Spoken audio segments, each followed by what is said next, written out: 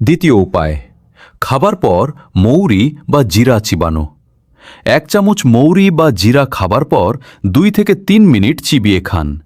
এটা আমাদের ঐতিহ্যবাহী উপায়।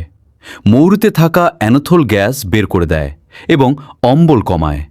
অফিসে ব্যাগে রেখে দিন, যে কোনো সময় খেতে পারবেন। তৃতীয় উপায়, আদার চা।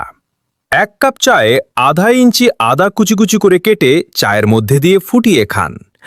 আদা আমাদের পেটের প্রদাহ কমায় এবং হজমের এনজাইম বাড়ায়, আর রাতে ঘুমানোর আগে খেলে সারা রাত আরাম পাবেন। বাংলাদেশের বাজারে আদা তো সস্তায় পাওয়া যায়। চতুর্থ উপায়, খাবার পর 10 মিনিট হাঁটা। ভাত খেয়েই শুয়ে পড়বেন না। অফিসে বা বাসায় খাওয়ার পর হালকা হাঁটুন। এটা খাবার হজম করতে সাহায্য করে এবং গ্যাস আটকে থাকা থেকে বাঁচায়। ঢাকার ছাদে বা রাস্তায় 10 মিনিট হাঁটলেই কাজ হবে।